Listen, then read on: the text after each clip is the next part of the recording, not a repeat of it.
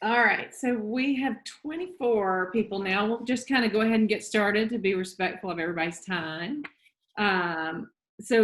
These are super tricky times, especially trying to sell in a pandemic, but we've got three of my favorite savvy business owners here today. So we're going to just kind of make this a little laid back, but we're going to ask them several questions, and then I encourage you guys to enter some questions in the Q&A that we'll cover after we go through some with them. So we're joined by Tammy Halls, Bill McCleskey, and Robert Hartline. In a minute, I'm going to ask them to kind of introduce themselves, but just the lay of the land, I'll moderate the discussion, and y'all answer or put the questions in the Q&A. And then we will be done by 10 o'clock for sure. So let's get started. Tammy, if you will just take 30 seconds and just kind of introduce yourself and your business. Thanks, Samira. So I'm Tammy Hawes, CEO of Versus 12, and we are a Salesforce implementation partner. And we also have apps specific to healthcare on the Salesforce App Exchange. So we sell both product and service. And for the most part, we can do our job remotely. But I'm excited to speak to you about some of the challenges of selling in this remote environment. Perfect. Okay, Bill, tell us about you. Bill McCleskey, founder and CEO of MyTech Partners. MyTech is a telecommunications firm, which means we help businesses nationwide shop for internet, voice, and TV service among 100 plus carriers. So we like to consider ourselves the Expedia.com of telecommunications for businesses. Happy to be here. Perfect. Okay, Robert. Robert Hartline, owner, founder of Absolute Wireless, 22-year-old wireless retailer with 50 locations, and an owner of Dang It Repair, which is 8 repair locations. Then I have a couple of software products. One is Callproof. It's an app for outside salespeople. So I love selling, and I'm glad we're having this conversation. Awesome. Well, let's start with just kind of the logistics of your sales efforts. Tammy, you kind of kick us off and just tell us like how this new environment has changed just the logistics of how you're selling. So we've always adopted the principle of solution selling, and obviously we're trying to go upstream and get bigger clients, and we have our internal sales process to qualify candidates as they go through the lead process and the pipeline. And we sell nationally, so not just in Nashville or Tennessee or even in the Southeast. So we want to make sure that we're really talking to a qualified candidate before we get on a flight and travel to them. But typically before COVID, we would always at some point in the sales process, we'd say, okay, this is a valid lead or opportunity, and they have budget, and we're speaking to the right people, and we'd get on a flight and we'd meet with them. And we haven't been able to do that. So that process of building trust is a little bit difficult, with new clients, because they're going to be spending hundreds of thousands of dollars. And so they're not just going to, fill out an order form and send that in. So we, instead of trying to take a step a day in the sales process, we're taking an inch a day and trying to really show empathy and just very slowly build that trust with the customer. And we do that by adding value and, always giving them something to think about, food for thought, and really almost giving them consulting services in the sales process. Interesting. Bill, I remember when we talked earlier, you mentioned how you trained your folks differently from the get-go years ago when you were adding people. Tell us about that. Yeah. So, even my introduction to the business, the world of telecom, I used to work for Comcast Business as a sales rep, and I was trained to not to meet people in person. Like that was our manager's rule. It was an outside sales job, but he's like, you're going to learn this position. You're going to learn how to sell on the phone. And then after 3 months, you'll go out. And I've always stuck to that with my team, as I add people to my team, because I think it's valuable in that it condenses the time frames. We don't necessarily have to go see somebody in person to close a deal. We just need ink, right? So we're shooting out DocuSigns every day and all that good stuff. I think our closing ratio is higher when we meet somebody in person, but we do about 60% of our business is outside of Tennessee. So I've always, enlisted my team to learn how to sell virtually and on the phone. So, when COVID-19 hit, we were, in position and prepared, to continue to scale and grow our business because of that. So I think it's a valuable skill up front. Awesome. And Robert, tell us a little bit about like what you're seeing in terms of the timing that it's taking to close sales. Actually, you can speed up your close ratio if you have someone with a lot of pain. So it's all about pain. If you understand their pain and sympathize with their pain, let them talk about their pain, talk about the pain and how bad it feels, and really pour a little salt in it a little bit, listen. You generally, I feel like what this has done, absolutely, video is the future, period. If you are not comfortable on video, you better get comfortable. You better get willing to feel uncomfortable on video, but it's just like face-to-face communication. If you're nervous in front of people physically, you're going to be nervous in front of people on video, but that goes away with practice.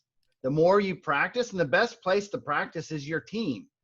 Practicing on video with leading your team on video, it's all about the energy you put in it. And if the customer that you're visiting with virtually senses a good amount of energy, they are going to turn into currency. Energy is always currency. If you're boring and face-to-face, you'll be boring on video. So you need to be more interesting, and then interesting people get interesting opportunities. And a lot of that is, like before you get on a call like this, what do you do? What do you physically do with your body? If you just woke up, you combed your hair and get on here, there's no energy. I've already spent my energy exercising, eating right. I did a power pose before I get out here. So this is not an accident. I have energy, but that energy equates to lots of opportunities, but we forget about, like when we get on video with people, a lot of times it's like, they're not thinking of it as performance art. That's what it is. Hey, real quick, Robert, several months ago, I heard you talk about how you incorporate Marco Polo, the app, into your business, and how you're using that, with your team, and I don't know if you're doing it with customers as well.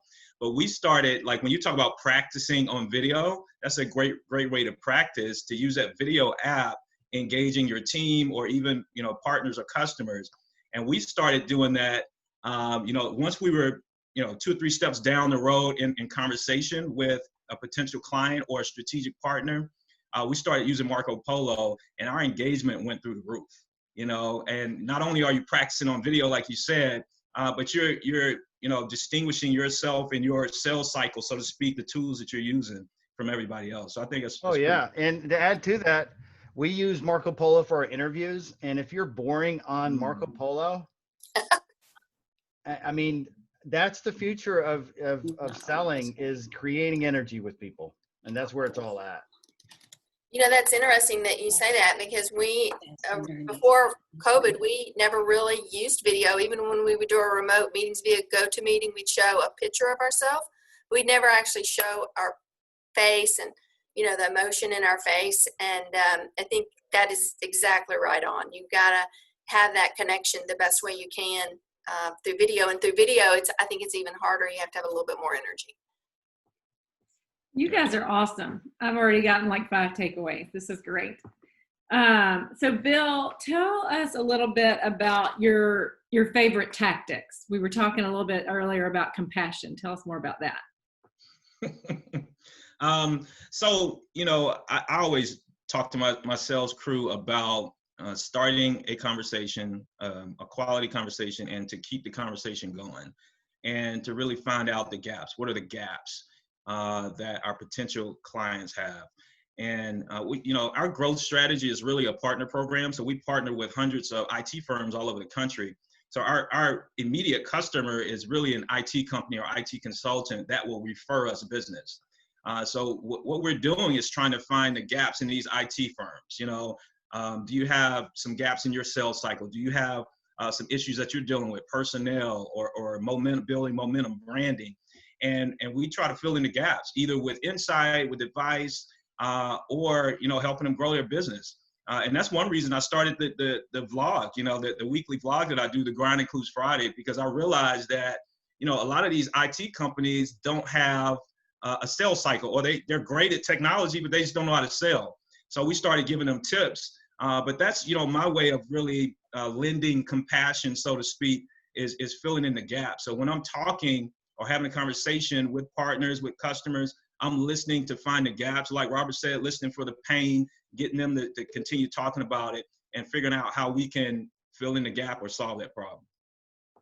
That's awesome. And I remember one of the questions you mentioned that you asked them is, if you had, hindsight's 2020, if you had been able to prepare for this, what would you have done differently? And then you just slide right in. Oh, no doubt, no doubt. Robert, tell us a little bit about how you've been working with your sales team and kind of taking advantage of some downtime. Well, first off, when we had to close a bunch of stores right away, the first thing I did was eliminate the bottom 20% of my workforce, and probably the best layoffs I've ever done. I cried during these layoffs, but 30 days later, I realized the value when you eliminate the bottom of your team, how much they bring the overall average down when they are in your organization being negative, not helping, not participating, not selling. We got rid of those people right away, and unbelievable movement.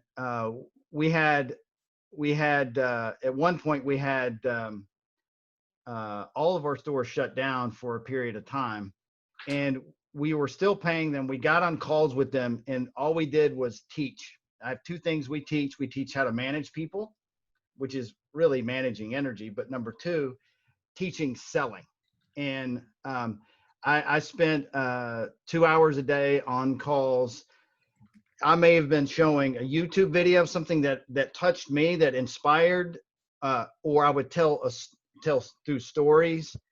And, I looked at it like it was my responsibility to give them a bit of inspiration, because they needed it, because this was a very scary time for them. I think I was able to build some lifelong loyalty by spending some time with these people.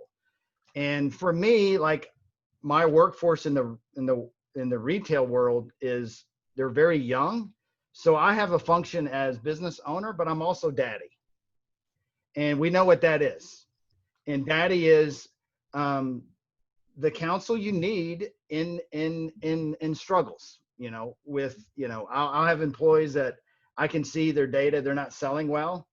And I always know if they're not selling well, a high performance turns into a low performance. It's a personal problem. It could be a breakup. It could be a divorce. It could be financial hardship. And my role is to listen and maybe offer some simple tips like life gets better. And sometimes they just need to hear that. Yeah.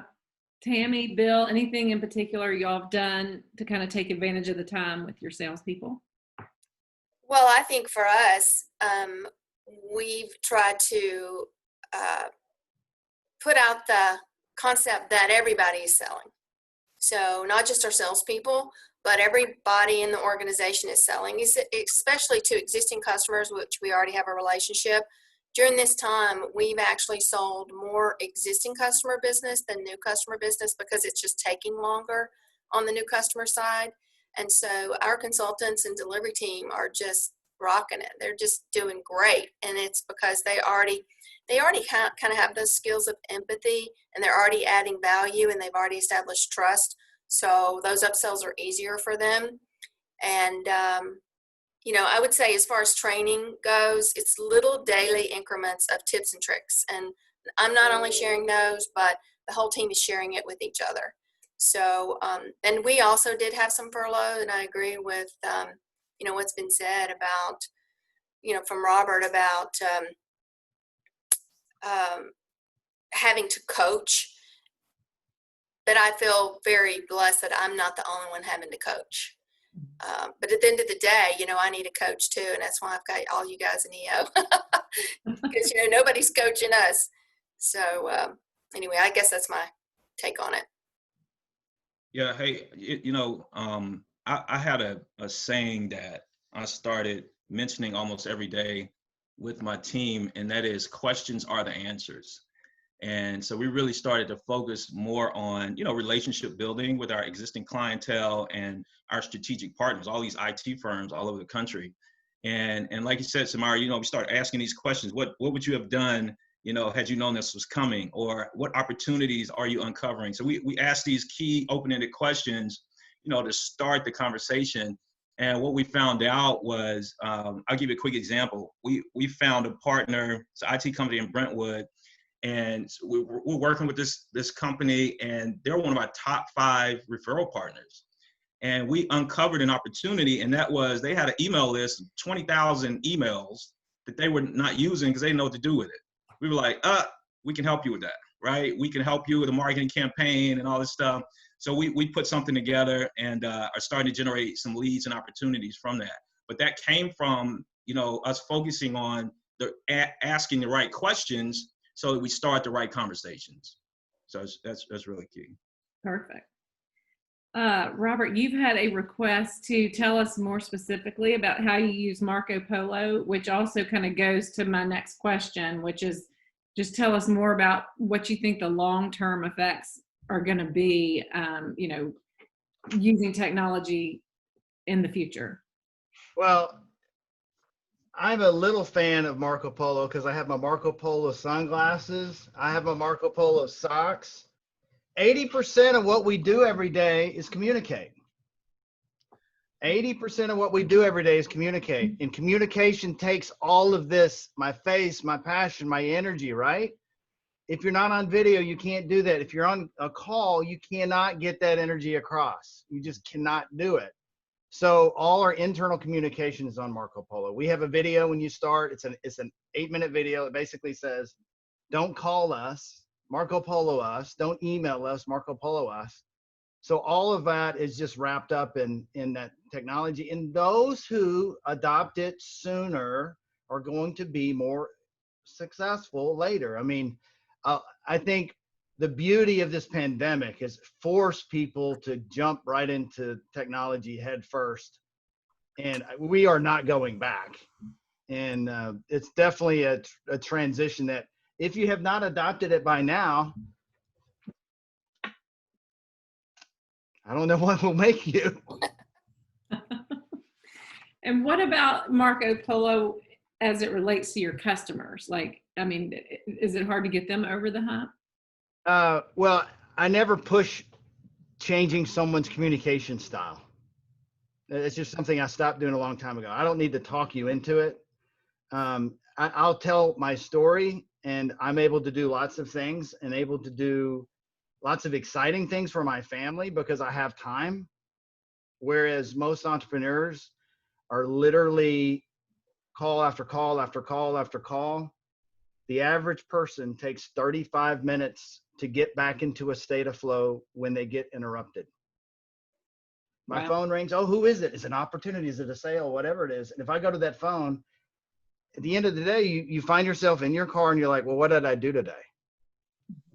You answered a bunch of phone calls from people that were really being assholes to you. If someone is calling you, they're saying they are the most important thing on the planet. And when you have to stop and listen to them, now it may be something important. That's why I tell my people, if the store is on fire, that's a good time to call me. Okay. But if it's not, if it's a great new idea you want to share with me and have a conversation about it, do a Marco Polo with me. And when I'm ready to receive the information and then ready to transmit information, I get to determine that. You can, by the way, I don't sell Marco Polo. I don't have ownership in Marco Polo, but you should sign up. It's free. It doesn't cost your team anything. Now you could get a premium plan for $100 a year. You get HD video. You get to store videos longer. There's a lot of interesting things you can do with it. But as far as customers, when you onboard someone as a new customer, if you ingrain that into the customer support, they will think you are amazing. Tammy, if you are showing your software on Marco Polo step by step, when a customer sends you an email inquiry, you would be amazed. If you add someone's phone number in Marco Polo, you would be astonished how many people already have it. And when you send a message through Marco Polo, someone that's a regular user, and you show them something they haven't seen before, they think you're amazing. They think you're like magic sauce. Like it changes the game when you communicate in a way that's convenient to a customer. You know, if you're relying on email chat or an 800 number for customer support, if you really want to wow someone, show them, not just show them something on video. When I take my camera and I show what I'm actually talking about, it makes the communication much faster. Yeah, and I think that brings up a point around the new technology that we're using to communicate with our customers and prospects. And I think to a certain extent, it's leveled the playing field, because now we can communicate just as well as a company who is 100 times bigger than us and has more sales team and can travel more because they can't travel now. And so it allows us this opportunity to be on the same level that they are, because we have this technology and we should use it. So I love that part of what's going on. That's a really great point. I love that point. Hey, Bill, real quick, yeah. Robert. So you're in the cell phone business, so you already got people's cell phone number, right? But I don't know if Tammy, like if you when you're in conversation going down the sales cycle, if you're getting cell phones, because you have to get somebody's cell phone number to Marco Polo. Yeah, So, we have it. So you do? Okay. Yeah. Because we don't, that's, I guess, at what point do I start asking for a customer cell phone number? Well, I guess it's not about asking the customer. It's about starting the video process when you send that the proposal. If I do if I have a proposal I send to you, and then I do a Loom video. Loom is just a piece of software that allows me to talk over and have a little video of me. But if I present a proposal and I'm talking about what the proposal means, not just a piece of paper, an actual, what do you expect to receive as a result of this proposal? It's not the price, it's the service that happens after the fact. What's the flow look like? And if I make a quick 45-second to 3-minute conversation about that proposal, nobody else is doing that in proposals, folks. Yeah. You look like you're a step and above. Even if your price is higher, you look and appear to have more value. And if you have more value, they're going to want to do business with you. And if you're likable on video, you're going to be likable on that proposal. So you can get them in that conversation, as video is a part of what we do here because we're about relationships. But unfortunately, I'm sorry, but you live in California. I can't be next to you physically, but I can do my best to be here virtually for you. Gotcha. Yeah, and I do think that, we don't get the sales phone right off the bat with a lead, but, if it's qualified and we're going down through the process, then, we'll either they'll have it in their signature line or we'll say, hey, can we have your email real quick so we can be able to at least text with you about, the sales process. But that is a good point, Bill, that, you got to get that. Yeah. I think you got to get that independent of video. We were getting cell phones, way before COVID. Yeah. Love it. Tell us a little more about your digital marketing efforts. Like before most of the participants joined, we were talking about podcasts. Tammy, why don't you start us off on that? So we started a podcast, I think it was last year, and, it's a discipline around this podcast. Now, the good thing is I'm not having to do a lot of the work. Clark Buckner and his team, Relationary Marketing, are helping us with that. But it's just the consistency. I think anything you do in marketing is consistent and just continual and repetitive. And so we release it about every 3 weeks. We have a mix of industry experts, both from our prospects and from our clients. It takes us about an hour to record it, and then I don't have to do anything other than post it after that on the website and send out a blast to say it's there, and we do a little bit of social media around it. Of all of our marketing efforts, we've kind of paused on blast email marketing because we don't think anybody's listening yet, and we've really been laser focused on target marketing. So our podcast is targeted. Any email that we send out is very specific and targeted to a use case or a subsector of our client base with a very specific message. So I don't know, we'll tell you at the end of this whether it's working or not, but it seems to be working. At least we're staying relevant. And we are getting, more people to subscribe to it, and we're getting more views. And again, there's a lot of things you do in marketing that it takes, 7 or more touches before it actually turns into a sale, but it seems to be working right now. Awesome. Bill, what about you? Yeah, so I mentioned the weekly vlog, and that's, the Grind Includes Friday has really been an impactful engagement to bring in new partners, new customers, and really just to get the brand out there. I truly believe that 86% of our new customers every month come from our strategic partners, our referral partners.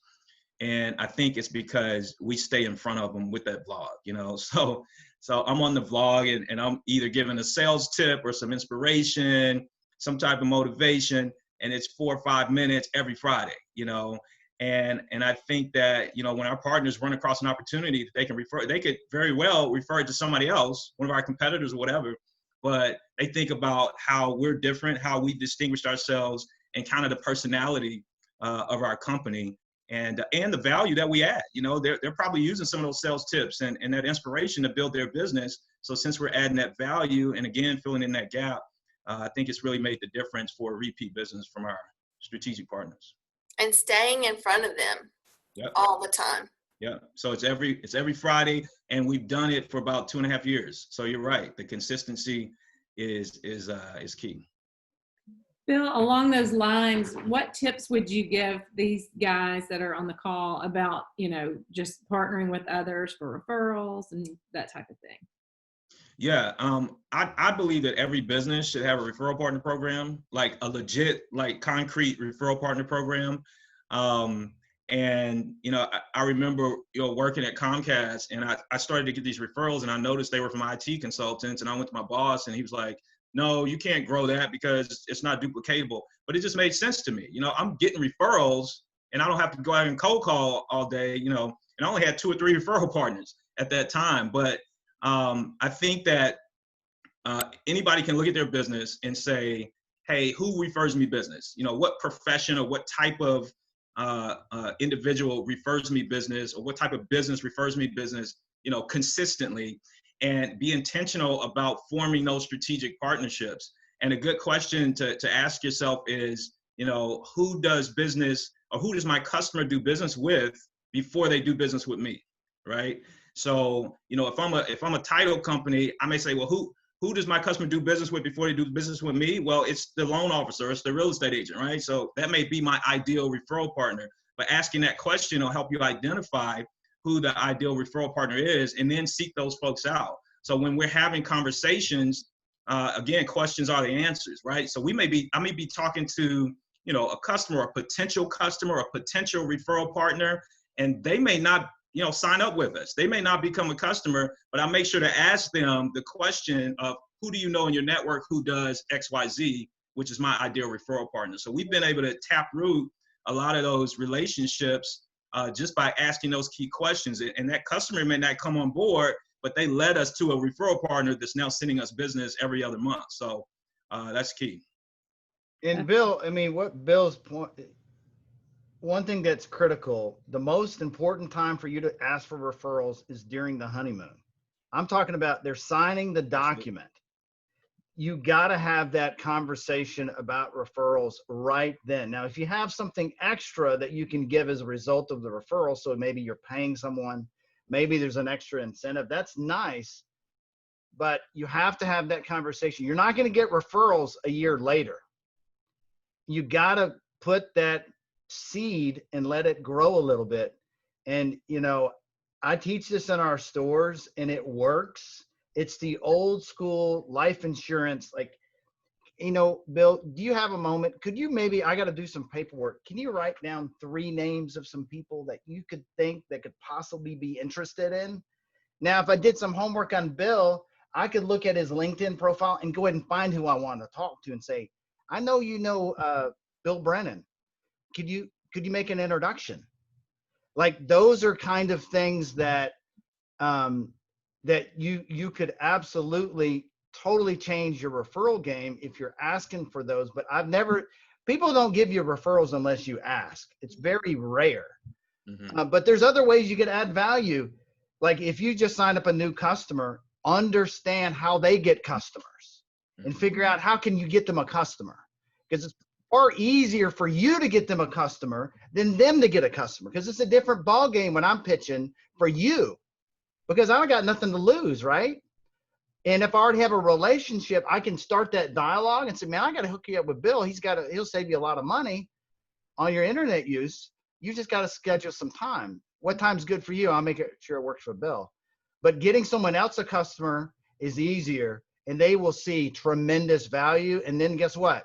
They're going to want to find you one. It's just how that works.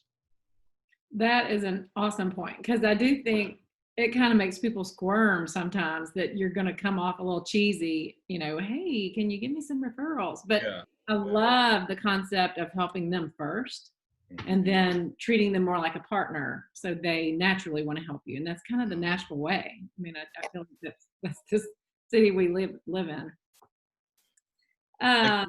Too is being intentional about that, though. Like, it's not just a great idea, but if we're intentional about it, like, how can I find this guy a customer? How can I find this young lady, this salesperson a customer? Like, if we're intentional about it, like, put it in your KPIs, like, make it, if you're able to do that, because I can tell you stories of partners we've had on board. They were ghosts, right? We found them some business. They started sending us business like crazy. So it's amazing. Yeah, I think you do have to be intentional on partnerships, or you have to put effort into them. You don't just call somebody and then expect things to come along. Right. So that's for us. When we have partnerships, we have to work the partnerships just like we would work a prospect, and have messaging in them and continual outreach. So can y'all share some experience of what you've done to thank people for referrals? Like I know it kind of depends on, the product or service, but maybe just some tips. So for us, if our customers are healthcare customers, refer other healthcare customers, there's some regulation around what they can get and what they can't. There's all kinds of CMS requirements. So typically it's just a little gift, a little token, something probably under $25, a thank you note, a handwritten thank you note. We have official referral agreements where we give actual cash to our other referral partners. Mm-hmm. What about you, Bill? Yeah, we pay folks for referrals. So in our, affiliate or partner program, our partners can receive either a recurring commission, because that's how we're paid. So they can receive a residual income commission, or they can receive an upfront one-time commission. So we try to keep it flexible. But another thing we do is, again, trying to fill in the gap. So find out what they need. And like Robert said, send them some business, So we're in a position, like every week we're sending somebody an opportunity that's in our referral network. So that's a way to add super.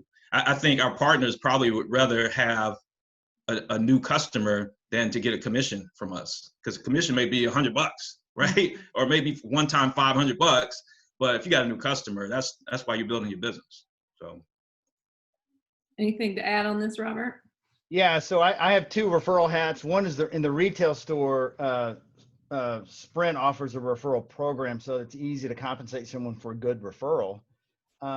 In our call proof, it's an app for outside salespeople.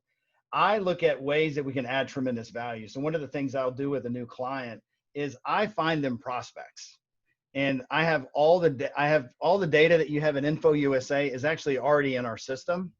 And so what I'll often do is I'll have my support person work to modify their account so they have really solid opportunities for their salespeople. So I add more value. I don't try to write them a check or get them a discount or anything like that. I try to add more value in the product. That way they can see the results from the product.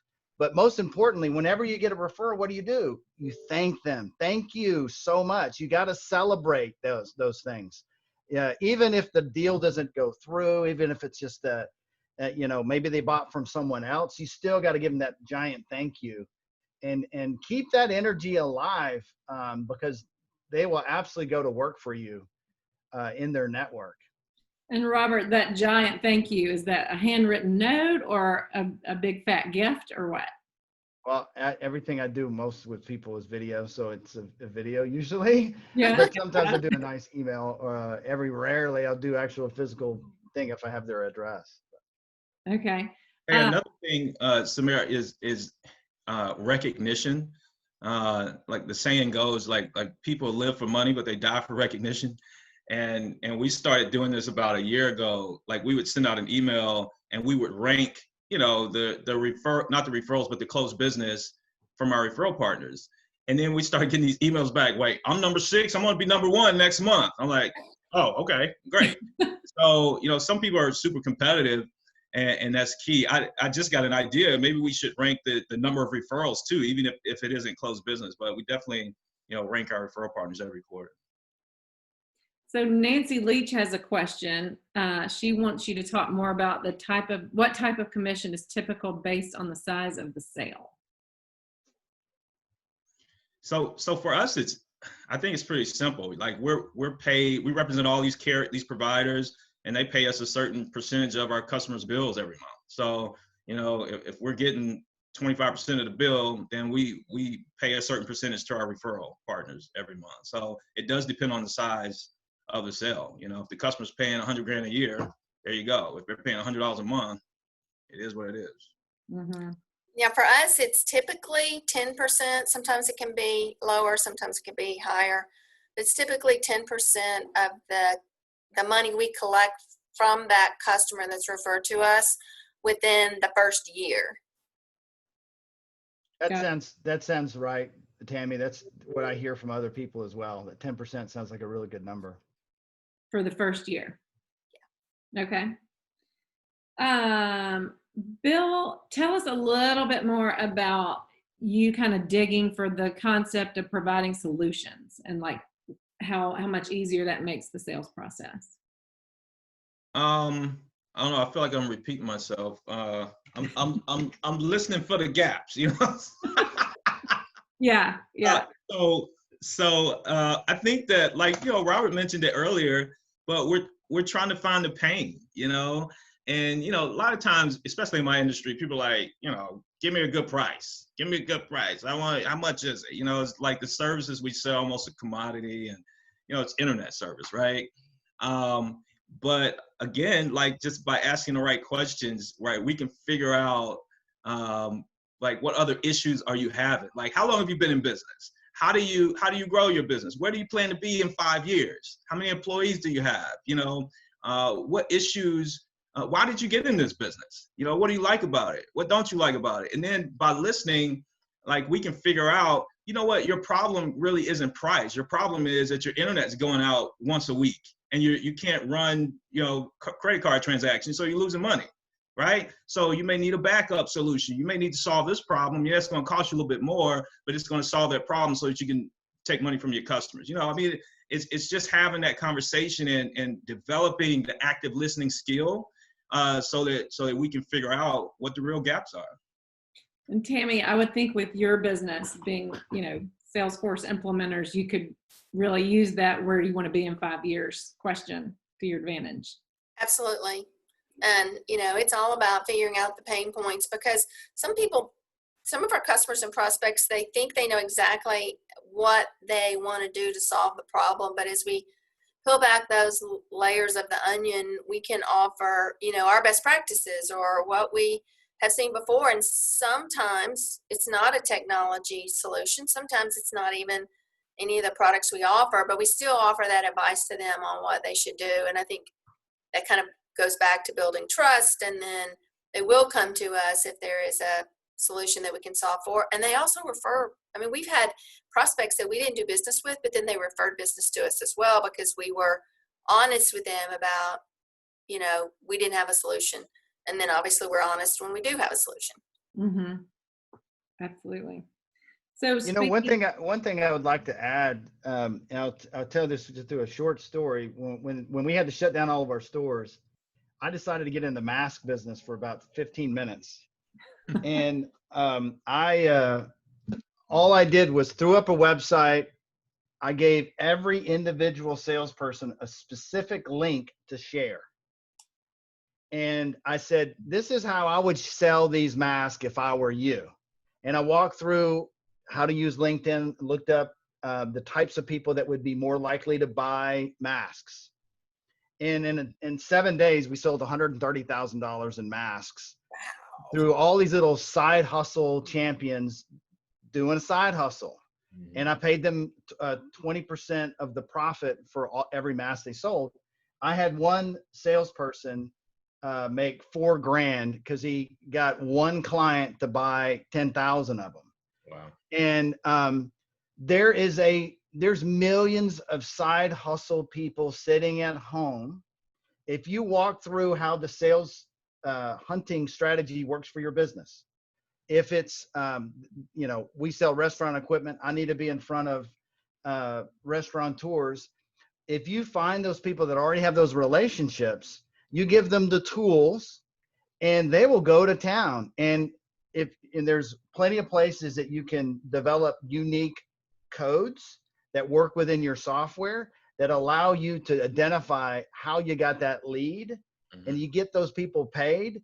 And then your business is really about building those referral partners. They get paid, and that's all you're sinking your energy on. And those people, guess what? Commission only. That you're not getting hassles about, well, what'd you do today? I paid you a good salary. Where's all the results from your efforts? I want to see your calls. I want to see your emails. No, you don't got to fool with that. And we all know the 80-20 rule is alive and kicking. Of those $130,000 in masks, it was like 20% of the population that was doing all the work. I love that. You are a true entrepreneur, Robert. Hustler. Yeah. We got a hustle. Hey, I want to make a quick point. We have a customer, a healthcare customer, and we started talking to them and enrolled them as a customer. They have about 42 locations. I think it's 42. And I just want to impress upon like the point I'm making about asking the right questions and listening. By having conversations with them and being active listeners, we found out that because they had over 40 locations, they hated getting all these telecom bills, to each location. So we determined, hey, what if we can send you one bill? What if we could send you one bill so your accounting department isn't going crazy, and they got one bill, it's itemized per location, and that's how we won the business, and that business has quadrupled over the past 2 years. They just keep adding services and adding they keep buying locations. But that created another revenue stream for us, because now in our marketing material, we offer single billing. You got multi-locations, we offer single billing. So now we uncovered like this opportunity, or this pain point really, with multi-location companies, and it created another revenue stream for our business. So that's the impact that active listening can really have. Awesome. We have a question here. How do you keep your sales team engaged, energized, and motivated through such difficult times with so much being remote? Let's go with Robert. So I started doing, we started doing our Monday, we used to have a Monday huddle call. We moved it to daily, starting at 8 o'clock. So we do all of our, we do a stand-up meeting for an hour every day. That's helped us tremendously. And we do all of our sales conversations. So we have different sales teams, and they have their own Marco Polo group. One of the things you'll learn about leading salespeople on video, people tend to not lie on video. You usually get the truth. It's really difficult for someone to give you a bold-faced lie recorded on video. And they'll lie to your face, they'll lie on the phone, but I don't know why they won't lie when it's recorded. So that's been helpful for us. Yeah, for us, we don't have hundreds of salespeople. We have a limited number of salespeople, and I'm pretty actively involved in this sales cycle, especially on the bigger deals, maybe not on the smaller deals. But we have daily touch points And then we have weekly pipeline review. It is all kind of about the communication, but every day I'm asking them, how can I help you? What can I do for you? What are your obstacles? What are your roadblocks? How can I remove those for you? I mean, multiple times a day as we're talking through every deal. So that's what we're doing. And so I think that the other thing is you either have that drive or not, depending on, as a salesperson, it doesn't matter whether you're remote, virtual, working from home, working while you're on vacation or whatever. If you have that drive to find the sell, other than the words of encouragement and trying to alleviate the obstacles, I think good salespeople rise to the challenge. Phil, anything to add on that? Yeah, I just put folks in a headlock, really. And, like, yo, you got to get it together. No, I have an accountability call every morning that's not related to my company, but some of my guys jump on that accountability call. But we actually do a huddle too every morning at 9:00. And it's just 20 minutes. So it's always been virtual. We've always jumped on the phone, a bridge, and done it. But I think that, that huddle used to be about, before COVID-19, it was about, okay, what's your daily objective? Like, what are you doing today? How's this deal coming? What do we need to do? But now it's more about, how's the family? How's everybody doing? What are you up to? What you do this weekend? What are you doing next weekend? Blah, blah, blah. And I think that just getting to know each other better is been interesting as well. So I think that's really encouraging because we've become, the culture has kind of changed too. So that makes a lot of sense. They're probably really feeling bonded, and you're probably going to keep them for much longer since you've been through this together. Yep. Those conversations, what you're seeking when you're meeting with people, you're looking at their energy. If they aren't really talking, or like what our system does is it tracks all the daily activities that normal salespeople do, the calls, the emails, the texts, all that kind of stuff. We track it. If my team member has not done any activity in the system, it could be a reason, a very legitimate reason. And when I have an engaged conversation with him, I may discover he lost the biggest deal for the whole month, right? And he's like, his energy is zero. And so I have to get him re-engaged. So many sales leaders look at data from yesterday and determine how they manage today. That is terrible management. You look at noon. That's the moment in time you look at the data and say, all right, are they doing the sales activity that warrants a sale? If they are zero for the day, guess what?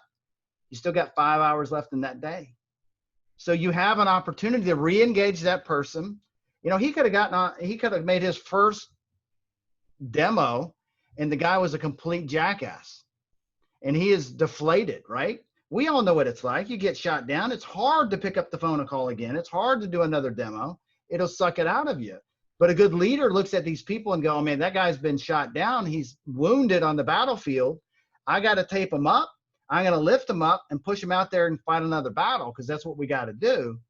And when you have those conversations with people in the middle of the day, I really strongly think that the way sales management works today is completely broken.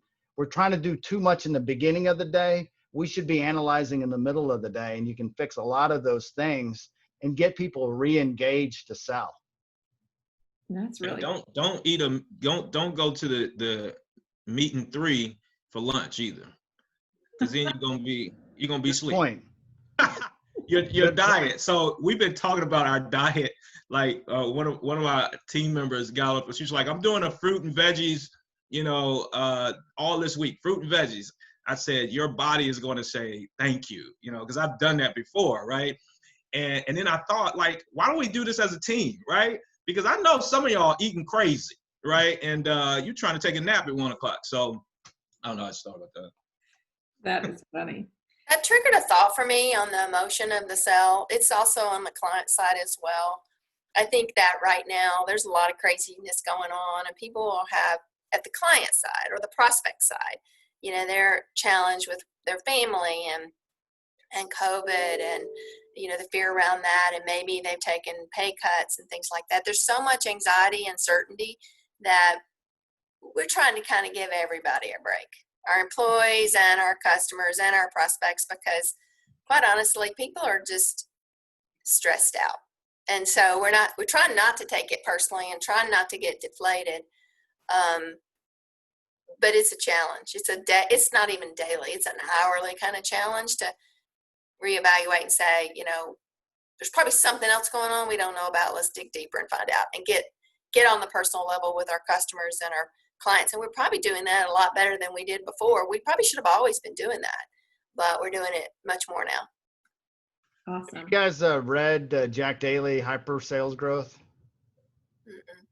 If you were looking for a Bible for sales managers, that is the book for you. It has changed my life. Like we read it as a company it was at an EO event at Nerve in Nashville when I saw Jack Daly, and me and my VP of sales made decisions after 1 hour watching him. We read the book and we just blew it out because of that book. And right now, a lot of disorder, lots of companies changing, moving the people around the chess set, right? And what that book teaches you, a majority of a business owner's time should be spent in the developing and finding of people to be your salesperson.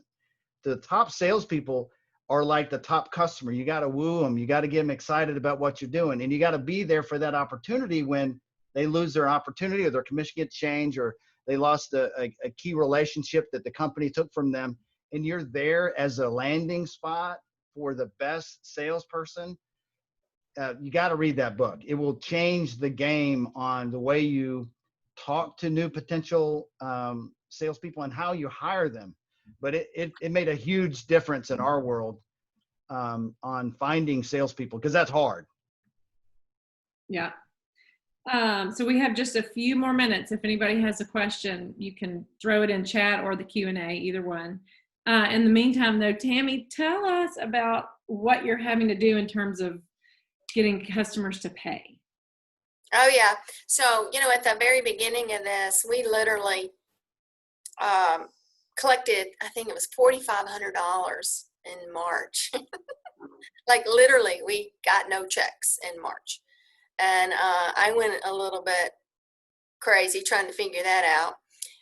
But then we put a process in place to, again, just like in the sales cycle, be in front of them all the time.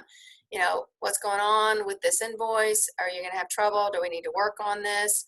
But we kind of worked out the rough edges in April. And we've gotten a little bit tighter on our collections process. We've also got a little bit tighter on our sales process to not allow the customer to use us as the bank. And that takes some finesse in the sales cycle, because before, most of your customers pay in 30 days and you might have some stragglers in 30, in 45 or 60. But it was okay because the cash was coming in. And in this world, we jumped on that pretty quick and set a really good expectation of what we expected up front and then what we expected that cash collection to be. And, it's not perfect by any means, but we're so much tighter on the collection of money and so much better on setting the expectation up front than we ever were before. And if you've got a valid customer, they're going to pay you, and you're not going to have to be their bank. Mm-hmm. Robert or Bill, anything to add along those lines? So for us, our providers, the vendors that we represent, each one had a different take on what they were going to do. Some carriers were giving customers 30 days, 60 days, a credit, all this type of stuff. So every carrier was different.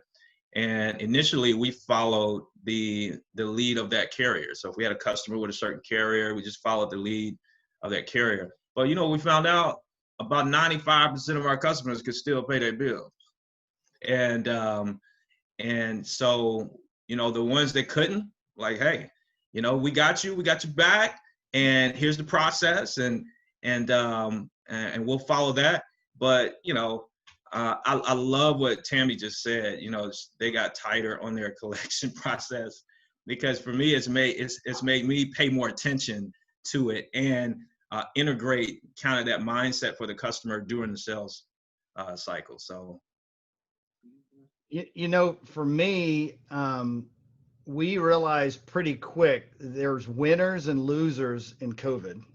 And we tend to, as if we watch the news, you think of everyone is losing and oh, the world's coming apart. There was a segment of customers that were crushing it. A bicycle shop right now is murdering it. Mhm. You know, if you sell fitness equipment, you're murdering it. Yeah. If you do something that helps people save money, Bill, you get an opportunity to benefit from this. So for us, we took a look at our customers and targeted people that were still doing really well, exceptionally well. And so laser focus, we changed who our target customer was, and we're focused on a different client than it was before. And you have to kind of be willing to be adaptable. That's one of our core values that we talk about with our team. But being able to say, all right, our customers that we thought were our customers are not going to be customers anymore. You have to change that direction. And that's been helpful for us. I don't know who has it, but you can probably quickly find there's an amazing infographic talking about the increase of consumer goods with COVID, with different products. And it just kind of, it's kind of inspirational to look at because we tend to think the negative, but there are some positives. Yeah. And our team needs us to talk about the positives. And if we are negative in negative language when we get on our videos with our team or in our emails or, oh, woe is me, guess what? I get the woe is me 330 people. Yeah. You look at the power of a woe is me. If I have energy behind the 330, you're going to make me money, even if there's nobody buying anything. But you have to be adaptable. And we all know this, but what we forget about is we're the pillar of that energy bubble. And if we break it by being negative or using the wrong language with our team, it's going to hit us in the pocketbook big time. Yeah. So we just have one more minute. And Robert, something you said when we chatted a few weeks ago that I noted that I really liked was just fix the busted stuff and get back to your core values of hiring better people. That resonated with me. And I guess we'll just take, 30 seconds. If y'all have any parting thoughts or other tips you hadn't gotten a chance to mention, go for it. Yeah, well, I really liked what Robert said about kind of finding that niche. We've kind of done the same thing within healthcare, and we know that eventually we'll have all our customer subsegments back. But for right now, we have one subsector we're going after hard because they have money and they have pain. And so we're kind of targeting around that. It may be different in January, but I think focus. Mm-hmm. Bill? Yeah, just look for the opportunities. Anytime there's adversity comes up on us, I think there's an equal or greater benefit there as well. It's kind of the theme, one of the themes of Think and Grow Rich, So anytime something bad happens, there's something equal or greater that can be a benefit, but we have to look for it. So always be open to notice and be aware of the opportunities that come about because of it. Awesome. Robert, any parting thoughts from you? One thing I was meaning to tell you guys, I get on a lot of Zoom calls. And there's always that guy who's got his damn kids in the back bedroom or stupid dog or doorbell or whatever those things are. I use a thing called Crisp. It's an app for your Windows or Mac computer. I'm going to give you guys my referral link. Yeah, I'm going to do that. But you guys are going to thank me because this thing is amazeballs. It takes away all the random noises in any of your videos. So it's going to take away the doorbell ringing and the dog barking. It's going to take away that through AI. It'll change your world when it comes to doing Zooms. Make your team use it too. That is awesome because I've been a nervous wreck that my puppy was going to bark because we're getting a fence put up right now. This was so great, y'all. I'm so grateful. I really am. I love this. I think there were tons of takeaways, and I'm sure I speak on all the panelists when I say thank you, thank you, thank you. I'm going to put that post in here. I think I screwed up the link. There he goes. Here we go. Chris. I'm going to check that out. Very good. Thank you guys so much. And this will be recorded so other people can check it out on their own time. Thank you. Bye. Thank you. Appreciate y'all. Take care.